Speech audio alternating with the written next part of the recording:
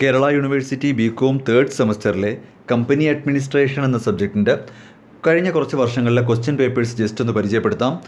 So first of all ഒരു കാര്യം ഞാൻ പറയാം. കമ്പനി അഡ്മിനിസ്ട്രേഷൻ എന്ന സബ്ജക്റ്റിൻ്റെ 5 മൊഡ്യൂളും എല്ലാ ടോപ്പിക്കും സീരിയലി ഓർഡേർഡ് ആക്കി 30 ക്ലാസ്സുകളാക്കി. നിങ്ങൾക്ക് വേണമെങ്കിൽ കൗണ്ട് ചെയ്ത് നോക്കാം. ഞാൻ ഓൾറെഡി 30 ക്ലാസ്സുകളാക്കി കമ്പനി അഡ്മിനിസ്ട്രേഷൻ എന്ന സബ്ജക്റ്റ് കംപ്ലീറ്റ്ലി പഠിപ്പിച്ച് ഓൾറെഡി നമ്മൾ ചാനലിൽ അപ്ലോഡ് ചെയ്തിട്ടുണ്ട്. സോ ആ ക്ലാസ്സുകൾ പൂർണ്ണമായും കേൾക്കാനുള്ള സമയവും നിങ്ങൾക്ക് കിട്ടിക്കാണുമായിരിക്കും. അപ്പോൾ അതെല്ലാം കേട്ട് കഴിഞ്ഞതിന് ശേഷം ജസ്റ്റ് എക്സാമിനേഷൻ പോയിൻ്റ് ഓഫ് വ്യൂവിൽ ഏതൊക്കെ ഏരിയ നിന്നാണ് കൂടുതൽ ക്വസ്റ്റ്യൻസ് വരുന്നത്, എങ്ങനെയൊക്കെയാണ് ക്വസ്റ്റ്യൻസ് ചോദിക്കുന്നത്, അങ്ങനെ ഒന്ന് പരിചയപ്പെടുത്തുക. ഓക്കെ, അപ്പോൾ ക്വസ്റ്റ്യൻ പേപ്പേഴ്സ് നിങ്ങൾക്ക് ജസ്റ്റ് ഒന്ന് കാണുമ്പോൾ തന്നെ മനസ്സിലാവും നിങ്ങൾ പഠിച്ചു കഴിഞ്ഞതിൽ ഏതൊക്കെ ടോപ്പിക്കാണ് എക്സാമിന് തൊട്ട് മുൻപായിട്ട് ഒന്നും കൂടെ നോക്കേണ്ടത്. അപ്പോൾ ഇനി ലാസ്റ്റ് മിനിറ്റിൽ ഈ ഒരു ക്വസ്റ്റ്യൻ പേപ്പർ ഡിസ്കഷൻ കേട്ടതിന് ശേഷം ഇരുന്ന് പഠിക്കുക എന്നതല്ല. പഠിച്ചു കഴിഞ്ഞ കുട്ടികളെ സംബന്ധിച്ച് ഈ ക്വസ്റ്റ്യൻ പേപ്പർ കാണുമ്പോൾ അറിയാൻ പറ്റും ഏതൊക്കെയാണ് ഒന്നും കൂടെ സ്ട്രെസ് ചെയ്യേണ്ടത്. ഇനി അതല്ല, ഏകദേശമൊക്കെ പഠിത്തത്തിലൊരല്പം ഉഴപ്പാണ്, വലുതായിട്ടൊന്നും പഠിച്ചിട്ടില്ല എന്നുണ്ടെങ്കിലും അവർക്കും ക്വസ്റ്റ്യൻ പേപ്പർ കാണുമ്പോൾ അറിയാൻ പറ്റും ഏകദേശം എവിടെയൊക്കെയാണ് നമ്മൾ നോക്കി വെക്കേണ്ടത്. അങ്ങനെയുള്ളവർക്ക് ലാസ്റ്റ് മിനിറ്റ് നോക്കി വെച്ചാലും മതി. ആദ്യമേ തന്നെ നിങ്ങൾക്ക് ഒരു കാര്യം ഒന്ന് സൂചിപ്പിക്കാം. ഒന്ന് ഓവർ എക്സാജറേഷനായിട്ട് തോന്നരുത്. ശരിക്കും കമ്പനി അഡ്മിനിസ്ട്രേഷൻ്റെ സിലബസ് പ്രകാരം നിങ്ങൾ ഫസ്റ്റ് മൊഡ്യൂളിൽ ഒരു ടോപ്പിക്ക് പോലും വിടാതെ പഠിക്കണം. ഒരിക്കൽ കൂടെ പറയുവാണ്, ഡിസ്കഷനൊക്കെ തുടങ്ങാം, അതിന് മുൻപായിട്ട് പറയുകയാണ്, ഫസ്റ്റ് മൊഡ്യൂളിൽ ഒരു ടോപ്പിക്ക്, ഒരു സിംഗിൾ ലൈൻ പോലും നിങ്ങൾ ഡ്രോപ്പ് ചെയ്യരുത്. ഫസ്റ്റ് മൊഡ്യൂൾ കംപ്ലീറ്റ് എന്ന് പറഞ്ഞാൽ ചെറുതും വലുതുമായിട്ടുള്ള എല്ലാ ടോപ്പിക്കും ആ ഫസ്റ്റ് മൊഡ്യൂൾ മാത്രമെങ്കിലും കംപ്ലീറ്റ് ആയിട്ട് പഠിച്ചുകൊണ്ട് പോവുക. ഇനിയാണ് ഞാൻ പറയാൻ വരുന്ന ഓവർ എക്സാജറേഷൻ തോന്നരുത്. നിങ്ങൾക്ക് ഭാഗ്യമുണ്ടെങ്കിൽ, ഒരല്പം ഭാഗ്യമുണ്ടെങ്കിൽ 80 മാർക്കിൻ്റെ ക്വസ്റ്റ്യനാണ്. ചിലപ്പോൾ നിങ്ങൾക്ക് ഭാഗ്യമുണ്ടെങ്കിൽ 70 മാർക്കിന് മുകളിൽ ഫസ്റ്റ് മൊഡ്യൂളിൽ നിന്ന് മാത്രം ചോദിക്കാം. അതാണ് ട്രെൻഡ് കാണുന്നത്. കാര്യം കമ്പനി എന്ന് പറയുന്ന ടോപ്പിക്ക് മുഴുവനും ഈ ഫസ്റ്റ് മൊഡ്യൂളിനകത്ത് വരുന്നുണ്ട്. അപ്പോൾ അതുകൊണ്ട് നിങ്ങൾ വേറെ ഏതൊക്കെ മൊഡ്യൂൾ പഠിക്കാൻ സമയം കണ്ടെത്തിയില്ലെങ്കിലും ഫസ്റ്റ് മൊഡ്യൂളിൻ്റെ ഫസ്റ്റ് ലൈൻ തൊട്ട് ലാസ്റ്റ് ലൈൻ വരെ ഒരു ടോപ്പിക്ക് വിടാതെ പഠിച്ചിരിക്കണം. പിന്നീട് പ്രിഫറൻസ് കൊടുക്കേണ്ടത് ലാസ്റ്റ് മൊഡ്യൂളിനാണ്, വൈൻഡിങ് അപ്പ്. കൂടുതൽ ക്വസ്റ്റ്യനും ഒരു കാര്യം ഞാൻ ഉറപ്പ് പറയാം, ഫസ്റ്റ് മൊഡ്യൂളും ലാസ്റ്റ് മൊഡ്യൂളും നന്നായിട്ട് കംപ്ലീറ്റ്ലി പഠിക്കുന്നൊരു കുട്ടിയെ സംബന്ധിച്ച് 80 മാർക്കും അറ്റൻഡ് ചെയ്യാൻ പറ്റും. ഉറപ്പായിട്ട് അറ്റൻഡ് ചെയ്യാൻ പറ്റും. ബൈ ചാൻസിൽ 1 മാർക്കിൻ്റെ ഏതെങ്കിലും 1-2 ചിലപ്പോൾ അത് പറയാൻ പറ്റില്ല. കാര്യം ഓപ്ഷൻസ് ഇല്ലാത്തത് കൊണ്ട് 1 മാർക്കിൻ്റെ അങ്ങേയറ്റം പോയ 1-2 ക്വസ്റ്റ്യൻ ആയിരിക്കും നമുക്ക് ഒരല്പം ചിലപ്പോൾ ഒന്ന് ലീവ് ചെയ്യേണ്ടി വരുന്നത്. അല്ലാത്ത പക്ഷം ജസ്റ്റ് നിങ്ങൾ ആ ഫസ്റ്റ് മൊഡ്യൂളും ലാസ്റ്റ് മൊഡ്യൂളും അതിൽ തന്നെ പ്രാധാന്യം കൊടുക്കേണ്ടത് ഫസ്റ്റ് മൊഡ്യൂളിനാണ്. അതായത് കമ്പനി അഡ്മിനിസ്ട്രേഷനിൽ ഏറ്റവും ഇമ്പോർട്ടൻറ്റ് ടോപ്പിക് ഏതാണെന്ന് ചോദിച്ചുകൊണ്ട് വരേണ്ട. My answer is first module. First മൊഡ്യൂളിനകത്ത് എല്ലാം ക്വസ്റ്റ്യൻസാണ്. അതിനകത്ത് ഒഴിവാക്കാനൊന്നും ഒരു ചോദ്യവും ഇല്ലടോ. ഫസ്റ്റ് മൊഡ്യൂൾ മുഴുവനും പരീക്ഷയ്ക്ക് കാണും. നിങ്ങളുടെ ക്വസ്റ്റ്യൻ പേപ്പർ നോക്കിക്കോ. പിന്നെ ലാസ്റ്റ് മൊഡ്യൂളിൽ നിന്നും ക്വസ്റ്റ്യൻ കാണും. മിക്കവാറും വൈൻഡിങ് അപ്പിൻ്റെ മെത്തേഡ് അല്ലെങ്കിൽ മോഡൽ എസ്സേ ആയിട്ട് വരാം. ബാക്കിയുള്ളത് പഠിക്കേണ്ട എന്നല്ല ഞാൻ പറഞ്ഞത്. ഞാൻ ഈ ക്ലാസ് കൂടുതലും എടുക്കുന്നത് ലാസ്റ്റ് മിനിറ്റിൽ തോൽക്കുമെന്നൊക്കെ പേടിച്ച് നിൽക്കുന്നവരെ സംബന്ധിച്ചൊന്ന് കോൺഫിഡൻസ് കൊടുത്ത് ഇതൊക്കെ നിങ്ങൾക്ക് പറ്റും. നമ്മൾ എന്തിനാ വെറുതെ പേപ്പർ കൊണ്ട് കളയുന്നത്? സപ്ലിമെൻ്ററി എന്നൊക്കെ പരീക്ഷയൊക്കെ എന്താ പറയുക, എന്തിനാത് വരുത്തി വെക്കണത്? നേർച്ചയൊന്നും ഇല്ലല്ലോ, വീണ്ടും വീണ്ടും ഫീസ് അടയ്ക്കാമെന്ന്. അപ്പോൾ നമുക്ക് ജസ്റ്റ് പാസ്സാകാവുന്നതേ ഉള്ളൂ. ഓക്കെ, അപ്പോൾ നിങ്ങൾ ദയവ് ചെയ്താൽ ഫസ്റ്റ് മൊഡ്യൂൾ നോക്കുക. ഇനി നമുക്ക് ക്വസ്റ്റ്യൻ പേപ്പറിലേക്ക് വരാം. കൂടുതൽ ക്വസ്റ്റ്യൻസും ഫസ്റ്റ് മൊഡ്യൂളിൽ നിന്നാണ്. നിങ്ങൾക്ക് കാണുമ്പോൾ മനസ്സിലാവും. കഴിഞ്ഞ വർഷങ്ങളിലെ ക്വസ്റ്റ്യൻ പേപ്പർ എടുത്ത് ഞാൻ ഇപ്പോൾ ഡിസ്കഷൻ തുടങ്ങാൻ പോവുകയാണ്. ഈ ക്വസ്റ്റ്യൻ ഞാൻ നിങ്ങളെ കാണിക്കാം. ഇത് പൂർണ്ണമായിട്ട് നിങ്ങൾ നോക്കിയാൽ മതി. ഫസ്റ്റ് മൊഡ്യൂൾ ഓറിയൻറ്റഡ് ആണ് എല്ലാം. ഓക്കെ, ഇതിനകത്തുള്ള എല്ലാ കാര്യങ്ങളും ഞാൻ ഓൾറെഡി പഠിപ്പിച്ചിട്ടുണ്ട്. എൻ്റെ 30 ക്ലാസ്സുകളിൽ ഈ കമ്പനി അഡ്മിനിസ്ട്രേഷൻ എന്ന സബ്ജക്റ്റ് ഫുള്ളായിട്ട് കിടപ്പുണ്ട്. അതിനകത്ത് ഇനി യാതൊരു ടോപ്പിക്കും നമ്മൾ വിട്ടു കളഞ്ഞിട്ടില്ല. പരീക്ഷയ്ക്ക് നിങ്ങൾക്ക് ആ 30 ക്ലാസ്സിൻ്റെ പകുതി, ഐ മീൻ ഫസ്റ്റ് മൊഡ്യൂളും ലാസ്റ്റ് മൊഡ്യൂളും നല്ല തറവിനെ നോക്കിക്കൊണ്ട് പോയാൽ തന്നെ നല്ല രീതിയിൽ സ്കോർ ചെയ്യാൻ പറ്റും. ഓക്കെ, സോ ആദ്യത്തെ ഒരു ചോദ്യം, ഇതൊക്കെ 1 മാർക്ക് ക്വസ്റ്റ്യൻസ് ആണ്. 1 മാൻ കമ്പനി, ഇതെല്ലാം ഫസ്റ്റ് മൊഡ്യൂളിൽ ഡിഫറെൻറ്റ് ടൈപ്സ് ഓഫ് കമ്പനിക്കകത്തുണ്ട്. അതാ ഞാൻ പറയുന്ന ഫസ്റ്റ് മൊഡ്യൂൾ വിട്ട് കളഞ്ഞെങ്കിൽ പിന്നെ യാതൊരു തരത്തിൽ നമ്മൾ പ്രതീക്ഷ വെക്കേണ്ട. ഫസ്റ്റ് മൊഡ്യൂൾ പഠിച്ചിട്ടില്ല എന്നുണ്ടെങ്കിൽ വലിയ ബുദ്ധിമുട്ടാണ്. കാര്യം 2 റീസൺ കൊണ്ടാണ് പറയുന്നത്. ഒന്ന്, പരീക്ഷയ്ക്ക് ഒരുപാട് ചോദിക്കും. 2, ഫസ്റ്റ് മൊഡ്യൂൾ എളുപ്പമാണ്. കമ്പാരിറ്റീവ് കുറച്ച് എളുപ്പം. ചോദ്യം ഓപ്ഷൻസിൽ നിന്ന് പിക്ക് ചെയ്യാൻ എളുപ്പമോ, നല്ല എളുപ്പമുള്ള ചോദ്യങ്ങൾ ഫസ്റ്റ് മൊഡ്യൂളിലാണ് കിടക്കുന്നത്. ഓക്കെ, അപ്പോൾ ഈ 1 മാൻ കമ്പനി എന്നത് ഞങ്ങൾ പഠിപ്പിച്ചിട്ടുള്ളതാണ്. ടൈപ്സ് ഓഫ് കമ്പനീസിനകത്ത്, ന്യൂ ജനറേഷൻ കമ്പനീസിനകത്ത് വരുന്നതാണ്. നോക്കിക്കൊള്ളുക. ഈ മെമ്മോറാണ്ടം ഓഫ് അസോസിയേഷൻ പഠിച്ചുകൊണ്ട് കയറണം. ഖോറം എന്നൊക്കെ പറയുന്നത് വളരെ എളുപ്പമാണോ? ഖോറം ഒക്കെ ഞാൻ പഠിപ്പിച്ചിട്ടുണ്ട്. ഒരു മീറ്റിംഗ് നടത്താനായിട്ടുള്ള മിനിമം നമ്പർ ഓഫ് പേഴ്സൺസ് ആണ്. അതെങ്കിലും ഓർത്ത് വെച്ചുതരാം. ചോദിക്കാം, റെസൊല്യൂഷൻ പഠിക്കുമ്പോൾ റെസൊല്യൂഷൻ എന്താണ്, simple resolution, ordinary resolution, special resolution, ഇങ്ങനെ കുറേ കേസുകളുണ്ട്. ഇതെല്ലാം വളരെ വ്യക്തമായിട്ട് നോക്കിയതാണ്. അപ്പോൾ റെസൊല്യൂഷൻ്റെ ഏരിയ നോക്കുക. ഈ ഡിന്നിൻ്റെ കാര്യം ഞാൻ പറഞ്ഞു, സാധാരണ പറയുന്നൊരു തെറ്റാണ്. ഡിൻ നമ്പർ എന്ന് പറയും. ഡിൻ നമ്പർ എന്ന് പറയണ്ട, ഡയറക്റ്റ് ഐഡൻറ്റിഫിക്കേഷൻ നമ്പർ.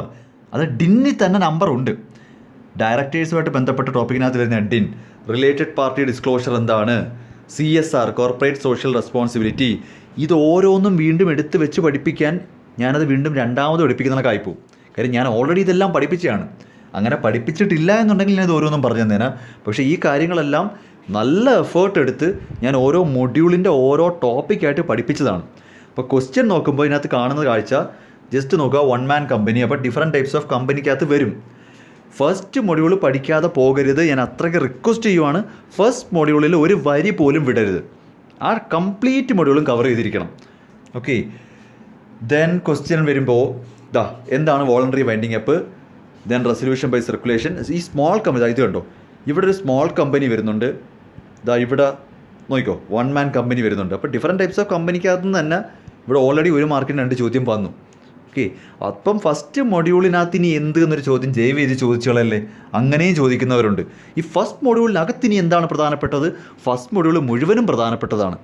ഫസ്റ്റ് മൊഡ്യൂളിൽ നിന്ന് എന്ത് ക്വസ്റ്റ്യൻ വരാമെന്നുള്ളത് ഇങ്ങനെ ഒരുപാട് ക്വസ്റ്റ്യൻ ശരിക്കും ഷഫിൾ ചെയ്ത് ക്വസ്റ്റ്യൻ കയറി വരും ഫസ്റ്റ് മൊഡ്യൂളിൽ നിന്ന്. ഓക്കെ, അപ്പോൾ ഇവിടെ തന്നെ നോക്കിക്കോ, memorandum of association, 1 man company, ഈ പറയുന്ന ദെൻ ഇവിടെ ഈ സ്മോൾ കമ്പനി, ഇതെല്ലാം first മൊഡ്യൂളാണ്.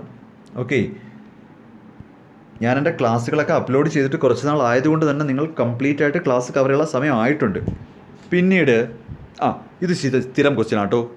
Difference between private company and public company first module, table A first module, articles of association first module. Resolution നന്നായിട്ട് നോക്കണേ.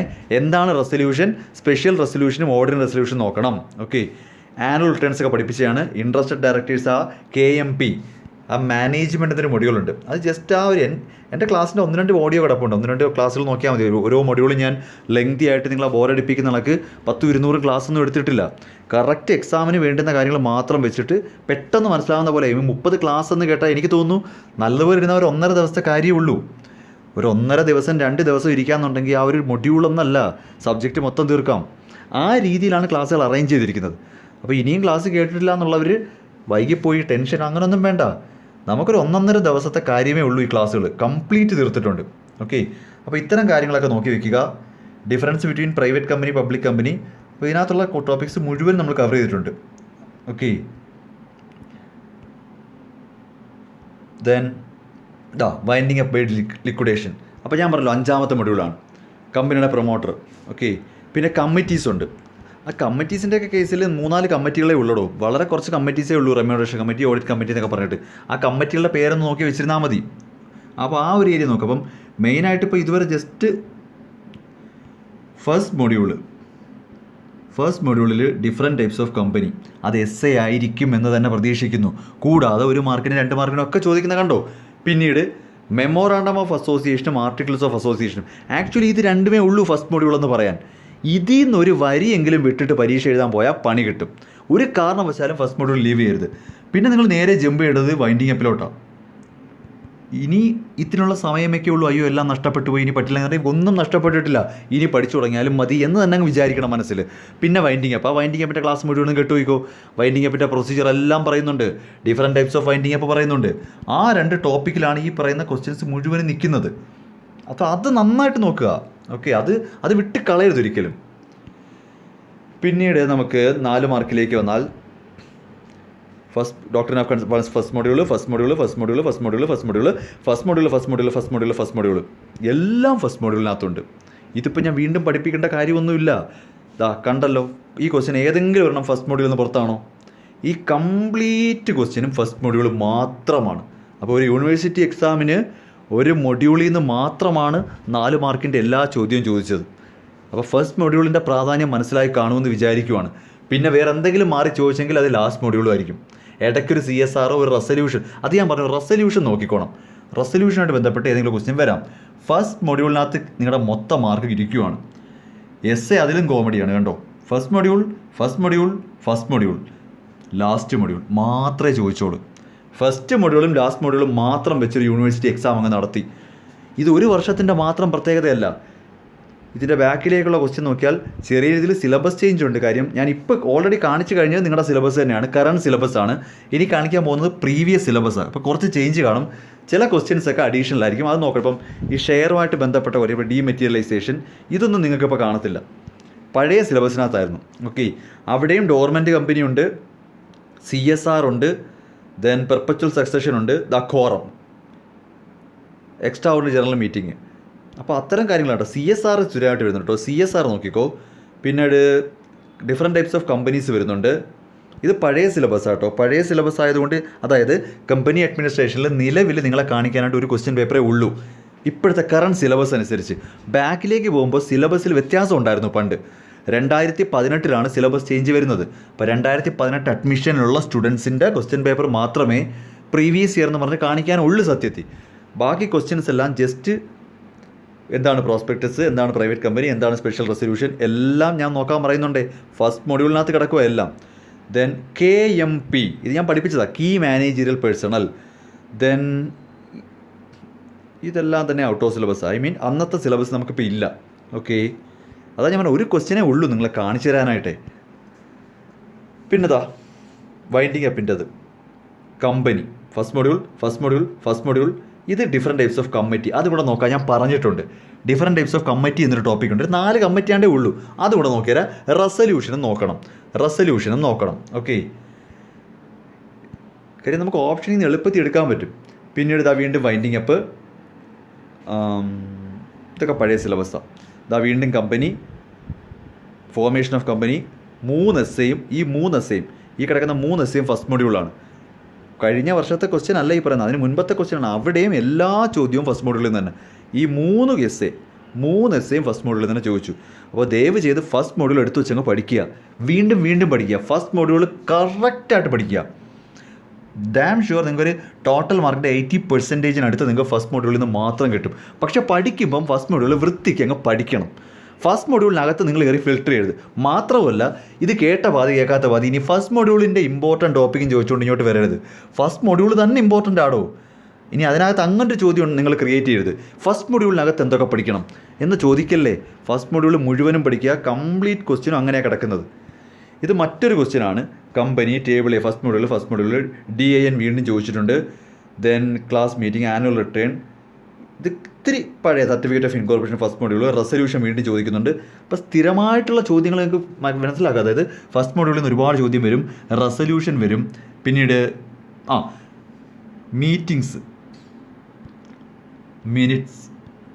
മിനിറ്റ്സ് എന്ന് കേട്ടിട്ടുണ്ടോ? മിനിറ്റ്സ്, അതൊക്കെ നോക്കിക്കോണേ. അപ്പോൾ ഞാൻ ലാസ്റ്റ് ഞാൻ ഒന്നുകൂടെ പറഞ്ഞുതരാം. അതൊന്നും ഒരുപാടൊന്നും ചോദിച്ചൊന്നും കണ്ടിട്ടില്ല. ഈ കമ്പനി സെക്രട്ടറി, അയാളുടെ റോളും അതും എന്നൊക്കെ പറഞ്ഞ് കോർപ്പറേറ്റ് CSR എന്നൊക്കെ പറഞ്ഞ് എപ്പോഴും എല്ലാ വർഷവും പഠിപ്പിച്ചൊക്കെ വയ്ക്കും. പക്ഷേ പരീക്ഷയ്ക്ക് അതൊന്നും വല്ലാതെ ചോദിക്കാറൊന്നുമില്ല. എങ്കിലും അതിനെ ചോദിക്കാൻ കൊള്ളാമെന്ന് 1-2 ചോദ്യങ്ങൾ ഞാൻ പറഞ്ഞുതരാം. ഇവിടുന്ന് പിന്നെ വരാവുന്നത് ഇതിനകത്ത് പഴയ ഡോക്ട്രിൻ ഓഫ് അൾട്രാവയർ ഫസ്റ്റ് മൊഡ്യൂളാണ്.